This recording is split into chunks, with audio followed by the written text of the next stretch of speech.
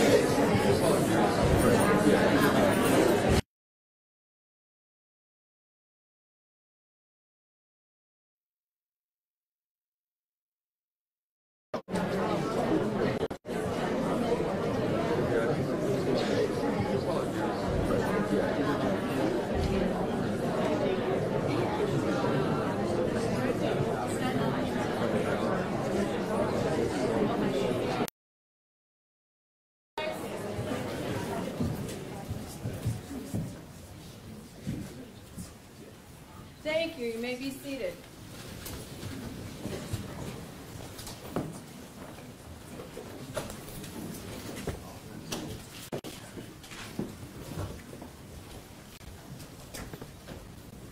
At this time, we're back on the record. At this time,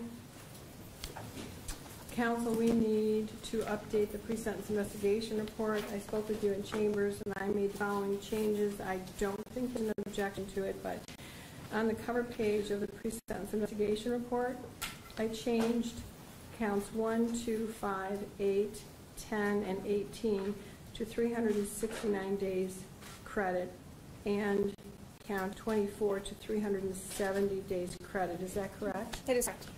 I've also changed that on the second page, and I've also changed those days in the basic information sheet.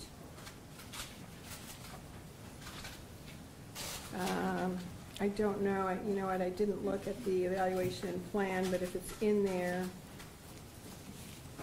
I will change that as well. Oh yes, it is. So under the recommendation, on page 3, I'm changing the 361 to 369 and the 362 days to 370.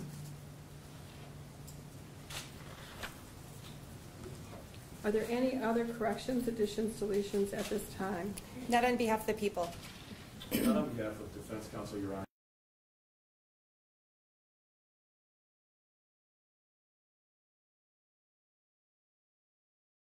My client's daughter by name. I'm just going to ask that the court seal that page of the transcript. I spoke with the Attorney General's office about that, and I don't think that they have a problem with doing so.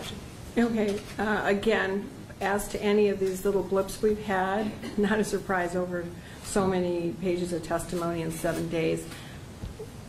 I don't think there's a rule to strike it officially from it, the transcript, but we will seal that page or that word, or maybe we can talk to Ms. Hamlin about putting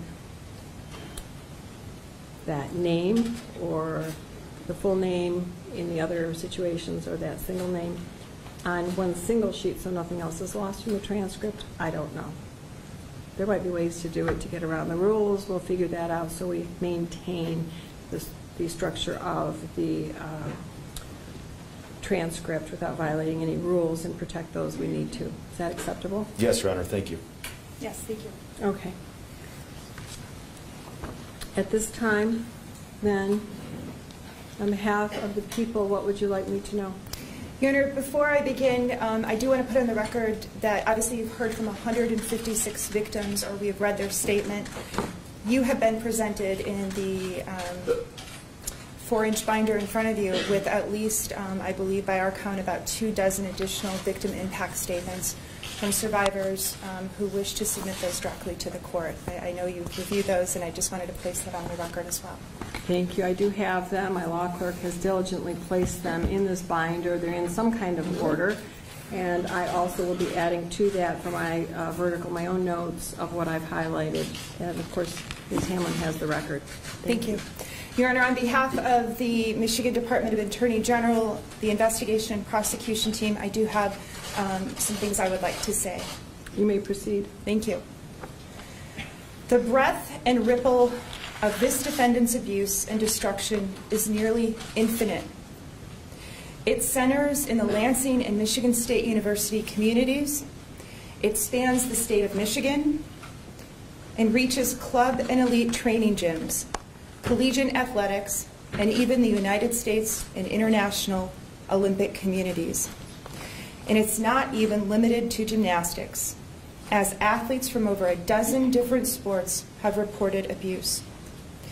His practiced and perfected abuse spanned over 25 years and included countless victims, beginning before he was even a doctor, one who traveled the world seeking gold. But we know his access to children and young women and his abuse did not end until an investigative news report and one brave woman came public to stop him. The basic facts of his assaults have been recounted by the charged victims in this case, as well as numerous victims who gave their impact statements. The facts that the defendant admitted to Your Honor under oath, that he penetrated these young girls' vaginas and anuses with his bare hands, not for any medical purpose, but for his own sexual pleasure. He had erections as he performed these so-called treatments. He asked 11-year-olds to tell him if they were on their periods so he could be sure that they were ripe for his abuse. Children that were prepubescent, often unaware of their bodies. Children whose parents sat feet away. Mere children. But the assaults he perpetrated on these trusting young girls was not limited to the hours and hours and hours of sexual penetration. The defendant is a twisted, beloved, renowned doctor who used his prestige to gain trust of these girls, to exploit them, leaving many of them emotionally shattered, used by a man that they not only trusted but also loved. He supposedly practiced osteopathic manipulative medicine, but in truth, he was simply a master manipulator. He manipulated victims and parents. He manipulated his community through the press and social media early in this case.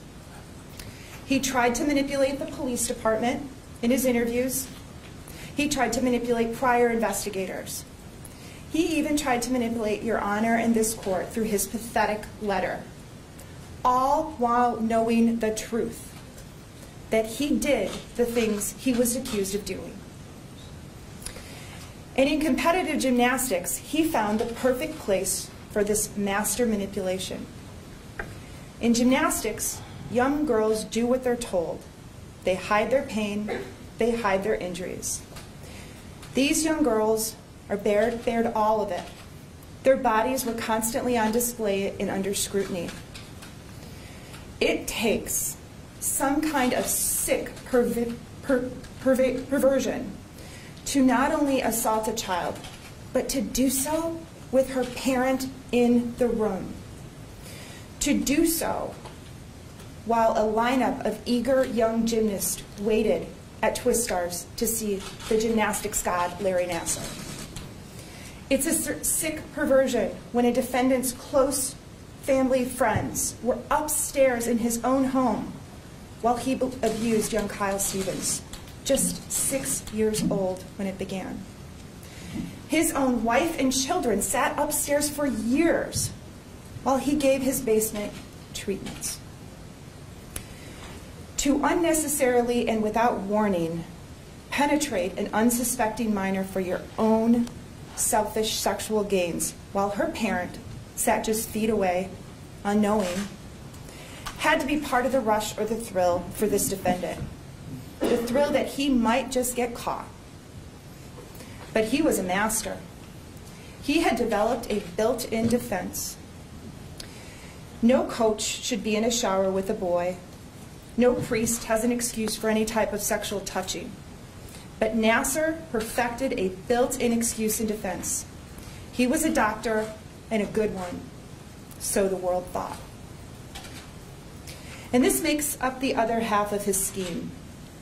The trust he could garner from being not only a doctor, a respected professional, but an Olympic doctor, one who treated these young girls, these young victims, heroes. He adorned his office with pictures of Olympians he treated, with the far-off places his supposed expertise took him. He brought back tokens for his precious victims, regalia from competitions around the world. And in doing so, he made each of his victims feel special. As Cassie Powell said, the defendant hid behind Olympic rings in Spartan green and white. For many of these girls, Nassar was not just a doctor, but a confidant, a role model, sometimes the only affirming male influence in their lives. The level of Nassar's predation reaches even higher because he often knew the victims' parents, some of whom were fellow doctors, others who unwittingly sent patients to him. He even knew that some of the parents were police officers. He was so well practiced in his abuse and continually empowering himself that he believed he'd get away with it despite any parent's profession. He believed he was untouchable. This defendant not only robbed these children of their innocence, he robbed many of them of their good health. He performed no healing, only hurt, with so many heartbreaking stories of unnecessary treatments, misdiagnoses, inaccurate medical treatment, which we know has resulted in lasting, permanent damage. Many of these survivors wonder whether their now lifelong injuries could have been treated had he not wanted the continued access to their young bodies. He wasn't a world-renowned doctor. As one of our experts so eloquently put it in preparing this case for trial, he was performing hocus-pocus medicine.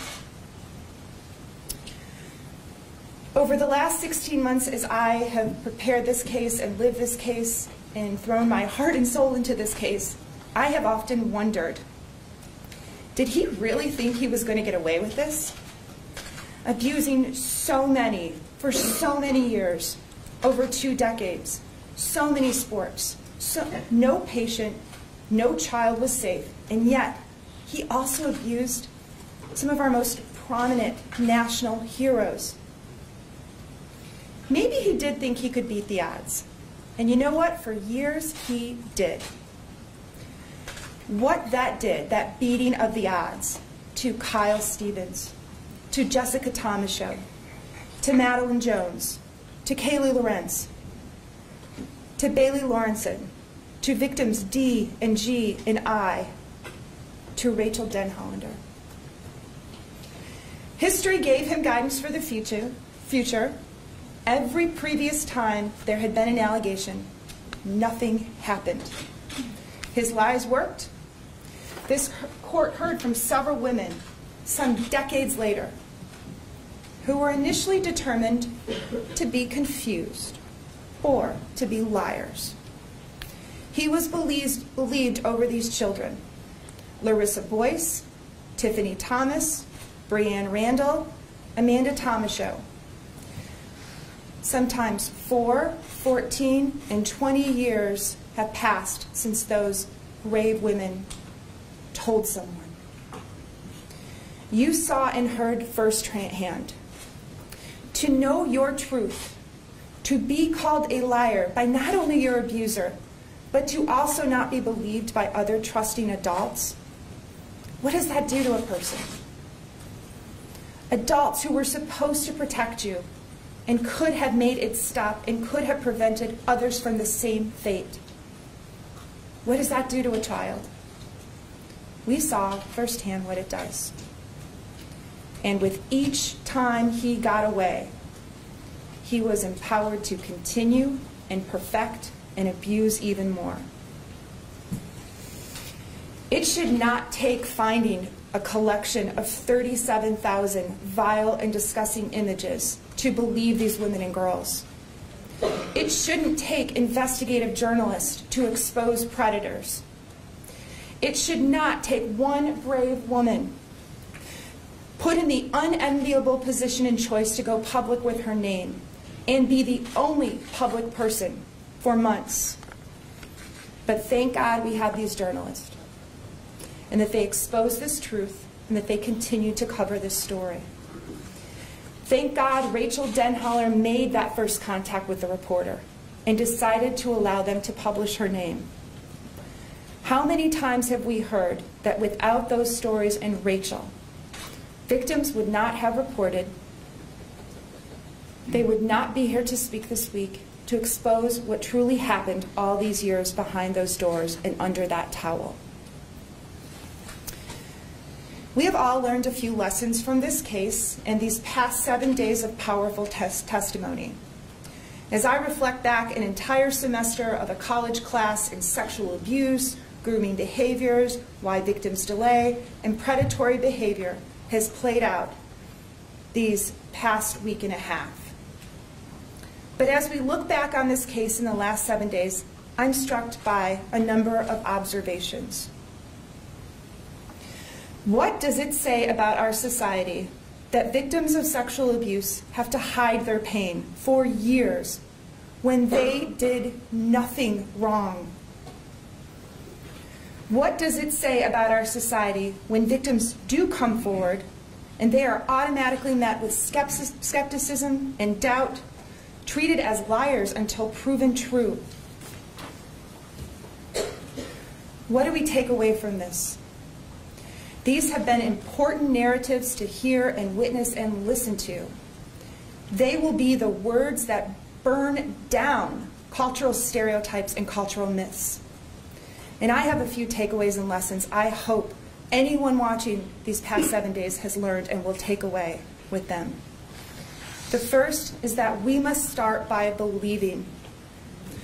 Other adults must start by believing when children and young people report abuse, regardless of who the perpetrator is, no matter his education, his position, the respect he commands, or the awards and adorations he has received. Research shows that false allegations are slim, that most perpetrators are serial offenders, and that how a victim, especially a child, is treated when they disclose, if they are believed and supported and not blamed, can affect their well-being for years, can support better outcomes within the criminal justice system, and can protect other victims. Yet, even after the first day and the conclusion of the first week, it was brought to my attention by many involved in this case that there are still people in this very community, and elsewhere I imagine, who are saying that these women were all in it for the money or the attention. Are you kidding me? After 150 heart-wrenching, raw, graphic, visceral impact statements, how can anyone still believe that?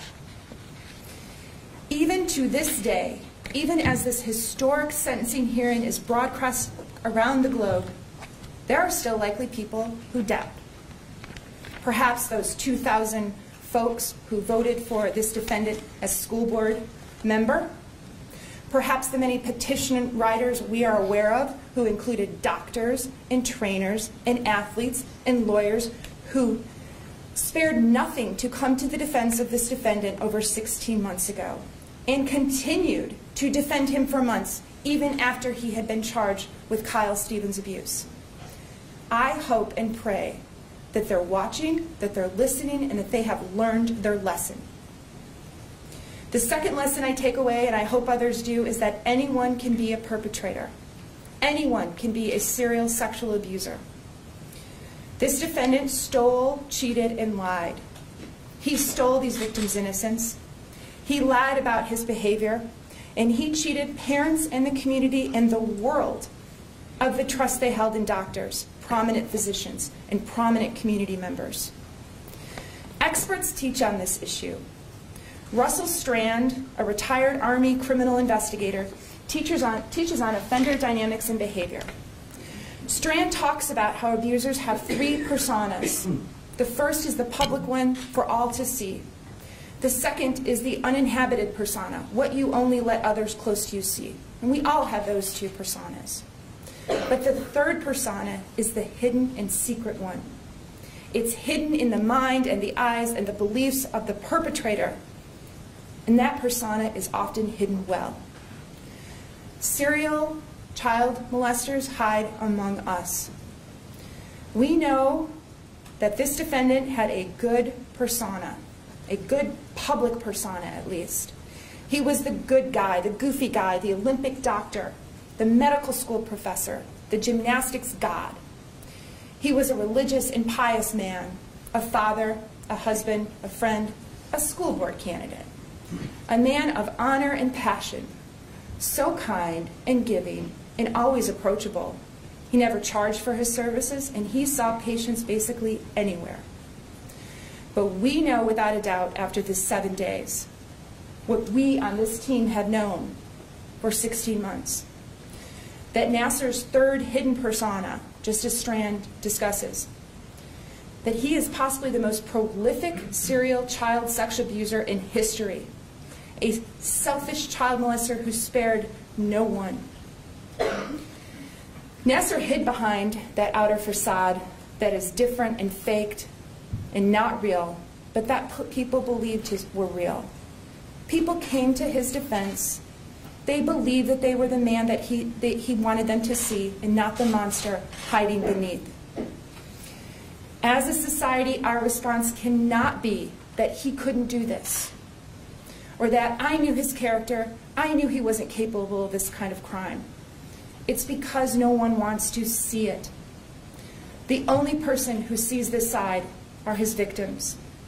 Then the perpetrator goes back, shows only what he wants the world to see.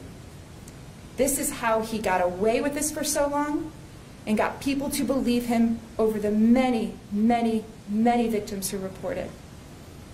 Anyone can be an abuser. The third takeaway from this week is that delayed disclosure of child sexual abuse is not unique. In fact, it's quite the norm. Kids don't report sexual abuse right away, either because the abuser is a trusted adult, especially when it's a doctor, especially when they are so young and have no sexual experience to understand what is wrong. The fourth takeaway is that predators groom their victims and families. This is so confusing to so many women. He was so nice. He gave them presents and trinkets and desserts. He broke rules for them, especially when you contrast his behavior and relationship to the harsh and cruel and abusive coaches that these girls were exposed to. He was only doing that to gain their trust, to confuse them, and get what he wanted. The fourth takeaway is we must teach our girls and boys to speak up. Kids are told to be respectful of adults. Girls and boys don't speak up. It is easier to put up with discomfort than cause waves. And when they are brave, nothing happens. We teach our girls and daughters to be too nice, to just ignore and put up with uncomfortable situations, to stay silent when they should be allowed to be heard. And we need to teach them to continue to speak up until someone listens and helps. The sixth takeaway from this week and a half is that police and prosecutors must take on hard cases, regardless of who the offender is. They cannot shy away from tough cases because of who the offender is or his position in the community. They cannot victim blame or wait until they have the perfect case. They cannot wait until they have dozens of victims who have come forward. Police and prosecutors must also start by believing, be victim-centered and offender-focused in their work. The final takeaway is that we as a society need investigative journalists more than ever. What finally started this reckoning and ended this decades-long cycle of abuse was investigative reporting. Without that first Indianapolis Star story in August of 2016, without the story where Rachel came forward publicly shortly thereafter, he would still be practicing medicine, treating athletes and abusing kids. Let that sink in for a minute.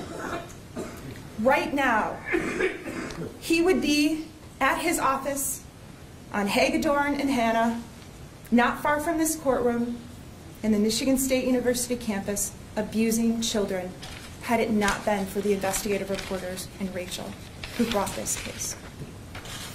We know federal law enforcement did not stop him, nor did trainers or coaches or deans or medical supervisors. Victim disclosures to adults didn't stop him. Reporters began the story, and excellent, victim-centered, offender-focused police and prosecutors grabbed the baton and brought us here today. I am proud of the work of the Michigan State University Police Department and our team at the Attorney General's office. There is no more supportive police chief in this country than Chief Jim Dunlap. And our victims and the public are incredibly lucky to have their case investigated by arguably the best sex crimes detective in the country and her team. Detective Lieutenant Andrea Munford is not only a smart, dedicated, hardworking investigator, but she is also empathetic and compassionate.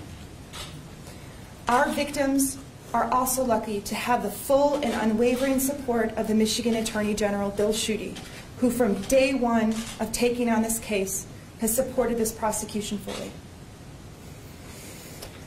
Our team is so proud of these young women for speaking. So many have shared their story and name and face, and they should feel no shame because they did nothing wrong. He did. It's worth remembering once again that it was one woman who came public first. And when she did, she was ridiculed. Folks rallied behind him. They tried to discredit her. They signed petitions in support of him. They believed him over her because of who he was purported to be. People continued to support him in this very community and believe him after we charged Kyle Stevens' case, after he faced multiple counts of criminal sexual conduct first against a minor. They chose to believe his lies over the words of a young woman who had nothing to gain by coming forward, nothing. Some of his support wavered after he was charged with possessing tens of thousands of images of child pornography. Yet, still, there were people in power who had ideas he was framed and the images were planted, who was telling other victims this as they knew their truth. At the same time that these folks were supporting him and putting out those false narratives, these women and countless more you haven't met and who may be watching and reading knew their truth. They knew he had abused him, and they watched him continue to lie about committing that abuse. It has not been an easy process for these victims, especially Rachel, all alone publicly for many, many months. To be accused of being a Pied Piper of sorts in court and the press, to be accused of somehow planting this idea of victimhood in other women's minds. The gripping testimony these past 2 weeks have shown how absurd those arguments are. You have seen firsthand the effects this abuse has had on these women. That is tangible, physical evidence that this happened, that these women were abused, not bandwagon jumpers, not money grabbers, women and girls who were abused. For victims to realize years and decades later that they were in fact abused, sometimes hundreds of times, when they really thought they were receiving legitimate treatment, it shifts their equilibrium. It shatters their sense of the world, their sense of safety, their conception of trust. It has caused them to question what they believe and know, and that has lasting consequences. Unlike any other crime that comes before you, Judge Aquilina, sexual abuse and assault so deeply affects and alters victims' lives.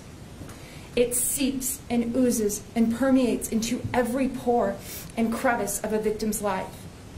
It can alter their life's trajectory. We've seen that time and time again this week when we've heard of mention of depression and anxiety and panic attacks, suicidal thoughts, self-medication, self-harm, question of self-worth, and even when we heard from Donna Markman some 7 days ago about the suicide of Chelsea. Nassar sentenced these little girls and other little girls to lives in prison by fear and doubt. The courage it takes to overcome so many little obstacles to try and right your world and just live normal daily life again is immeasurable. They had to overcome these obstacles on a daily basis for the rest of their lives. His sexual abuse turned their world upside down and inside out. But this process of support in this courtroom and the community helps bring healing. Your Honor, I wholeheartedly want to thank you and your staff for graciously allowing each victim to be heard. When we fashioned a sentence agreement allowing for the reported victims to speak, which at that point was in the neighborhood of 120 victims, survivors, we wanted all to feel involved in this process and to have their voice heard. What we have witnessed here in this courtroom exceeded even my wildest dream. What we have witnessed here is unprecedented, but hopefully not the last time that victims will be heard in this manner. The compassion and empathy that you have shown these women, the support and encouraging words you have given each one, coupled with what I know is the belief that they and their stories matter, will be remembered by all long after this case is over.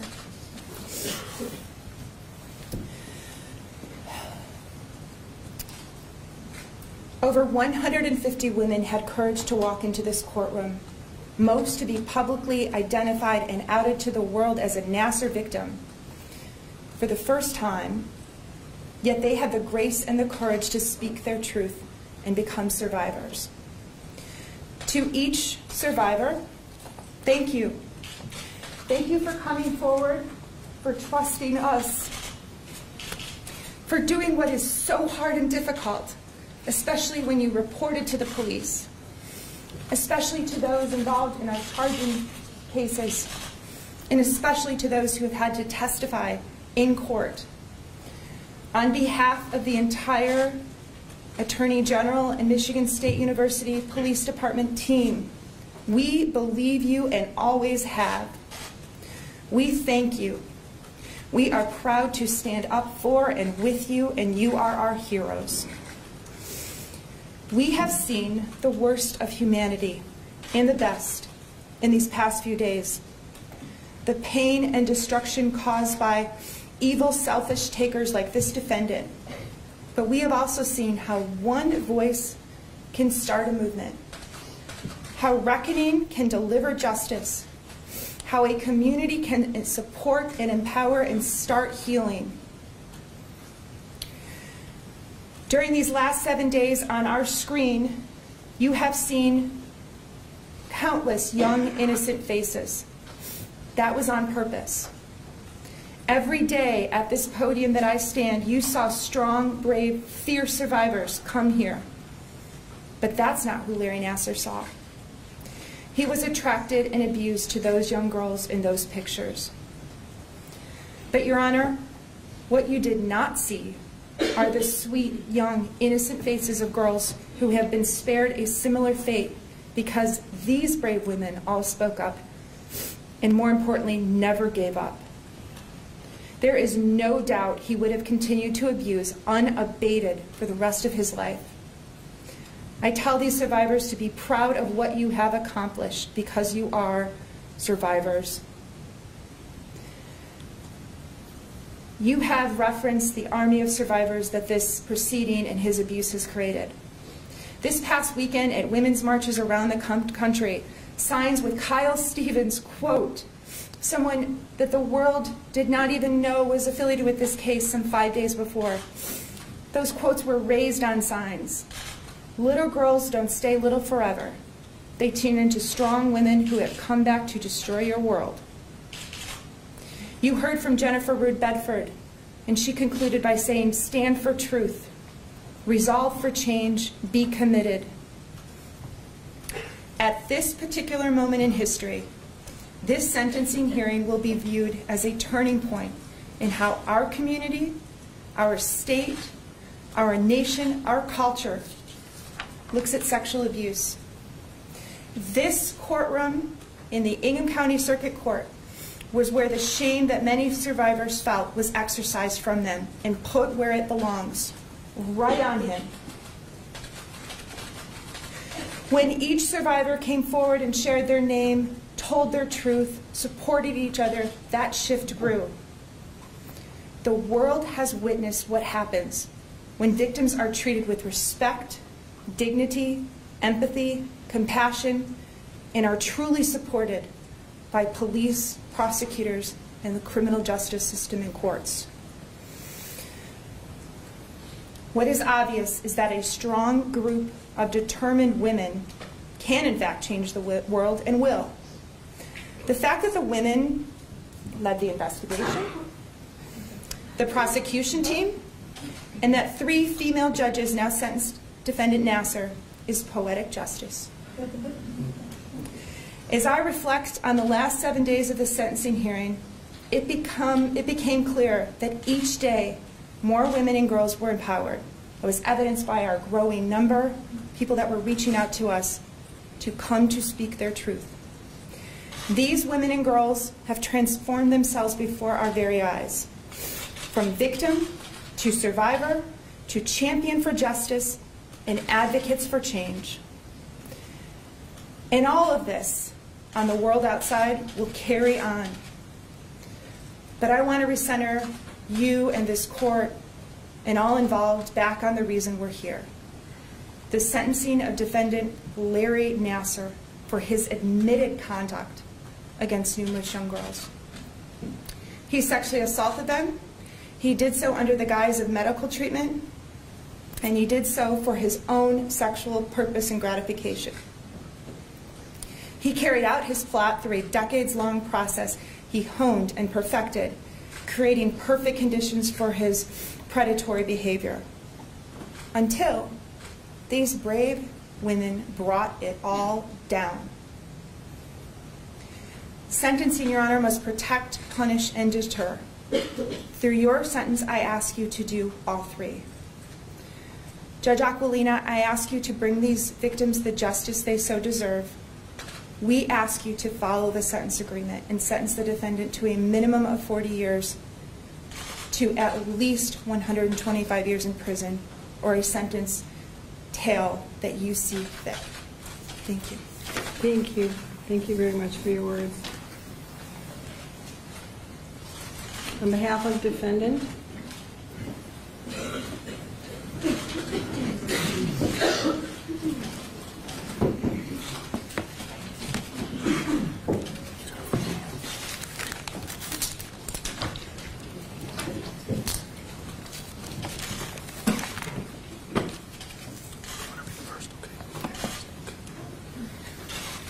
Your Honor, I prepared some remarks today. My client prepared some remarks that he's going to be reading to the court. But I want to start off on some remarks that I have not prepared. This court has provided a foundation for our country to watch our judicial system as it's happening and unfolding. We have a Constitution in place. We learn about the Constitution when we go to law school. Contrary to what the personal or the perception of Larry's legal team may be, we are all upholding the same document. He has an absolute right to a zealous advocacy. He's got an absolute right to a defense. He has an absolute right to be represented by counsel. And while some may disagree to the way that this case transpired, the conduct of counsel, this is what our Constitution permits. And I can tell you and anybody else listening that unequivocally I would be standing next to this man for every trial that he would hold, every sentencing that he would have, because that's what our Constitution requires.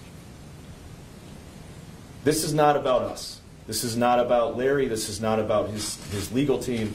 This is about the victims that were before the court for the last 7 days.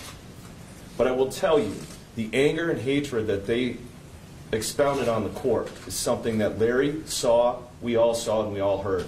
As we sat in the court this morning, we received an email from somebody who was anonymous that wished death upon our kids for standing next to the man and upholding a constitution, a document and an oath that we took when we all went to law school, whether you're a judge, a defense lawyer, or work for the government. We are doing our jobs. You are doing your job, and the government is doing their job. I would stand by the counsel that we have representing Dr. Nasser, and I would represent Larry again. Now, people ask us all the time if Larry's sorry for what he has done, and others ask what Larry is like, while some comment on how he's changed. I'll tell you that Larry is sorry for what he's done, but we realize that these words are completely inconsequential to those that are listening and fall woefully short of an adequate apology to fully address what has transpired. As adults, we understand there are consequences for our actions. Larry's actions have led to an unquantifiable amount of pain. As adults, we should be the only ones who feel pain for our own actions.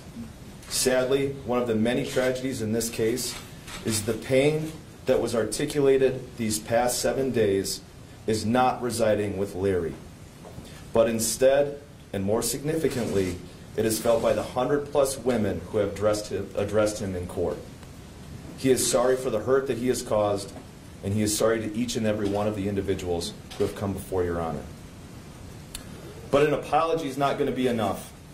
Sometimes individuals can take solace that a small portion of the pain that someone has inflicted on others can be seen in their own appearance and personality. Although it pales in comparison to what we heard these past few days, Larry's soul is broken. He is the shell of a person that we all first met. He is reserved and soft-spoken.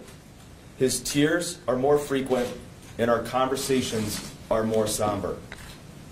As you all know, we sat with Larry these last few days and saw what he saw. He saw the pain, hurt, and anger on your faces. Your words will stay with him and leave an indelible mark on his soul for the remainder of his life. He realizes that what he is feeling is nothing compared to the pain and hurt all of his victims are feeling and were discussed in this courtroom today. I can assure you that your words have pierced his soul and softened his voice. That will never change. I know Larry wants to address the court as well. Sir, please raise your right hand. Do you swear or affirm the testimony you're about to provide will be the truth, whole truth, and nothing but the truth under penalty of perjury? Yes, Your Honor. Thank you. You need to come up right up to the podium, right to the microphone. What would you like me to know? It's just a short statement. Your words these past several days, your words have had a significant emotional effect on myself and has shaken me to my core. I also recognize that what I am feeling pales in comparison to the pain, trauma, and emotional destruction that all of you are feeling. There are no words that can describe the depth and breadth of how sorry I am for what has occurred. An acceptable apology. Sir, you need to stay at the microphone or they can't hear you. An acceptable apology to all of you is impossible to write and convey. I will carry your words with me for the rest of my days.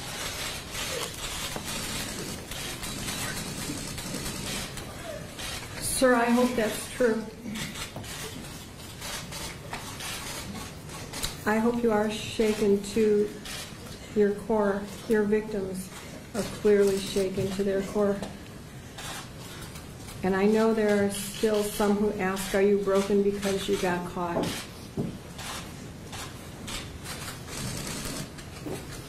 First, let me address counsel. I agree with your words in regard to no one should blame defense counsel. and vigilante crime is not tolerated. So I hope that no one will do anything untoward against counsel, their children, their families, their firms, their cars, whatever it is. That is crime. Crime plus crime solves absolutely nothing. Please respect their job. It's a difficult one. I know I've been in their shoes, and the Sixth Amendment does guarantee each defendant the right to counsel. Doesn't matter what the defendant has done, but they have the right to counsel. I also want to say, that being said, we also have the First Amendment. So you are all free to have your own opinions. And it's always a balancing act between the First Amendment, the Sixth Amendment, all of the due process and other amendments to the Constitution. They are all valuable in their own way. And that's why we have an organized and just society, and that's why we are here today, because this defendant has been brought to justice. Do not make it worse, please. Before I get to sentencing, I want to talk about a couple of things. And first, I've said what I need to say to the victims. I have a little bit more to say. You are no longer victims. You are survivors. You're very strong, and I've addressed you individually. Before I say anything further, I don't know if you all know this, and I know that the world is watching. I know this because I'm on the bench every day, and this isn't the only heinous crime that appears in this court. The National Crime Victimization Survey that's done by the Justice Department annually reports that 310 out of every 1,000 assaults are reported to police, which means that 2 out of 3 go unreported. The voices of the survivors have asked everyone, report, keep your voice up. Rachel's voice hopefully will raise these numbers of reports and all of your voices. But that statistic does not include children 12 and under. 1 in 10 children will be sexually abused by their 18th birthday. 1 in 7 girls, 1 in 25 boys by their 18th birthday.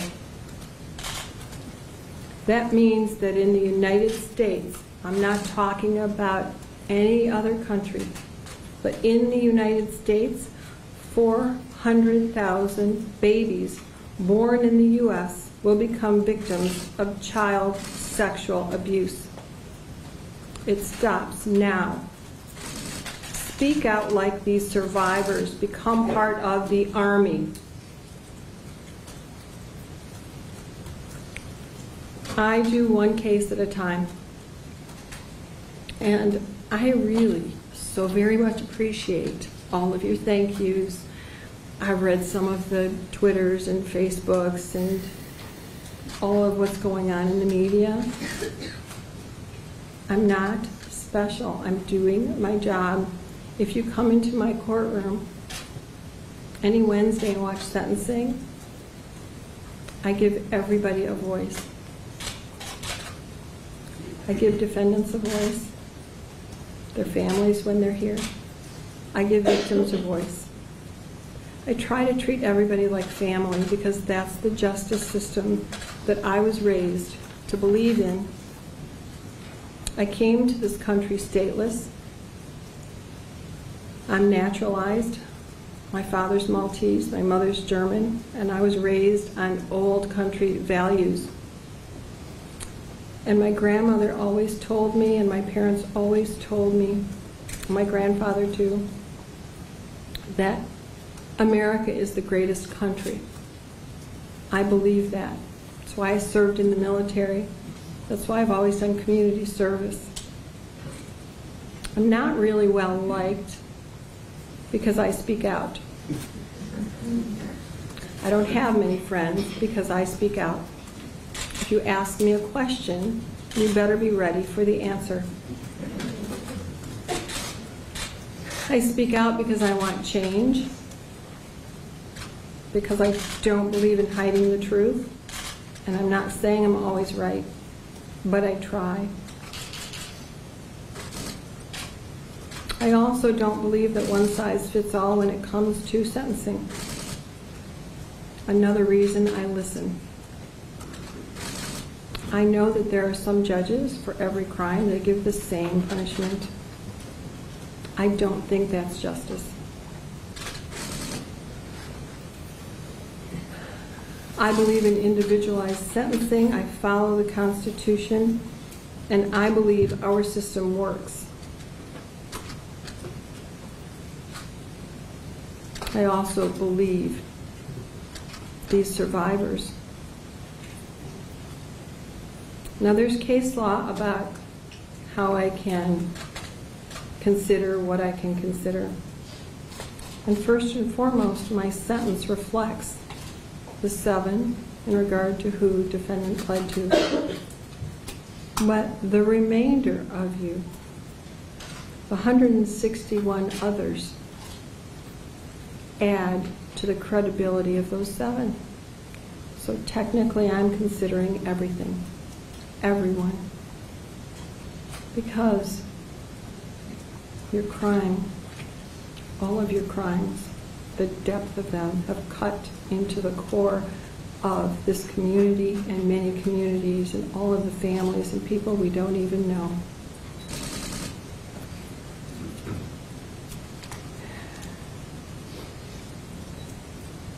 And sir, the media has asked me to release your letter. I'm not going to do that.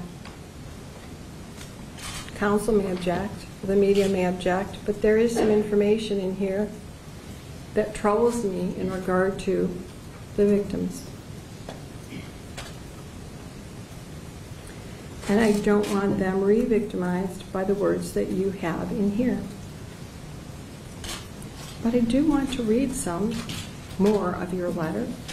And the reason I want to do that is because I've considered it in sentencing as an extension of your apology and whether I believe it or not.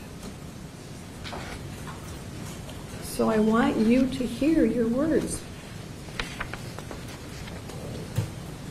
I've already read some, and I'm not reading every line. Well, let me begin.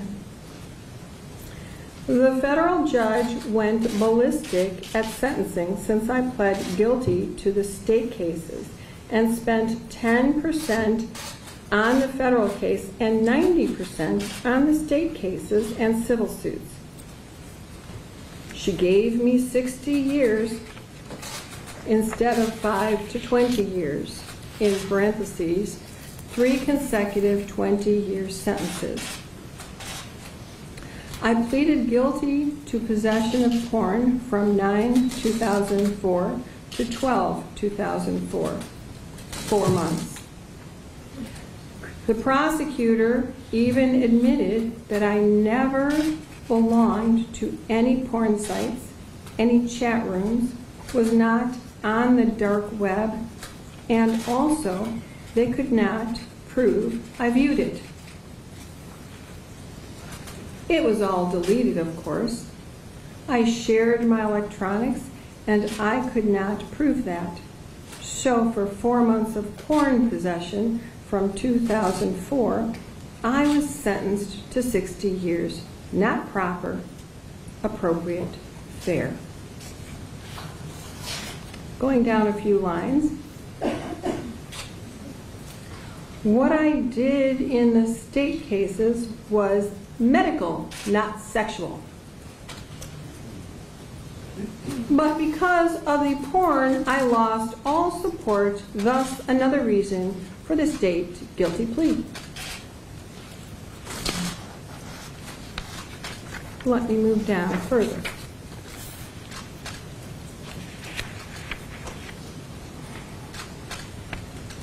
So I tried to avoid a trial to save the stress to this community, my family, the victims. Yet look what is happening. It is wrong. Let me move down further. I was a good doctor because my treatments worked, and those patients that are now speaking out were the same ones that praised and came back over and over and referred family and friends to see me. The media convinced them that everything I did was wrong and bad. They feel I broke their trust. Hell hath no fury like a woman scorned. It is just a complete nightmare. The stories that are being fabricated to sensationalize this. Then the AG would only accept my plea if I said what I did was not medical and was for my own pleasure. They forced me to say that, or they were going to trial and not accepting the plea. I wanted to plead no contest, but the AG refused that. I was so manipulated by the AG and now Aquilina, and all I wanted was to minimize stress to everyone, like I wrote earlier. Going down a little bit further. In addition, with the federal case, my medical